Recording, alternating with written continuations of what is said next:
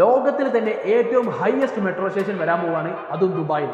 ദുബായിൽ ഇതുവരെ green line അതേപോലെ തന്നെ റെഡ് ലൈൻ മെട്രോ ലൈൻസ് ആയിരുന്നു ഉണ്ടായിരുന്നത്. എന്നാൽ ഇതിലോട്ട് ബ്ലൂ ലൈൻ മെട്രോ ലൈൻസും കൂടി ആഡ് ചെയ്യാൻ പോവുകയാണ്. ഏകദേശം 30 കിലോമീറ്ററും 14 മെട്രോ സ്റ്റേഷൻസുമാണ് ഇതിനോടകം ആഡ് ചെയ്യാൻ പോകുന്നത്.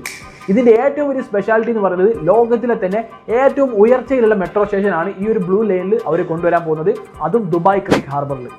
ഏകദേശം 74 മീറ്ററോളം ഉയർച്ചയിലാണ് ഈ ഒരു മെട്രോ സ്റ്റേഷൻ സ്ഥിതി ചെയ്യുന്നത്.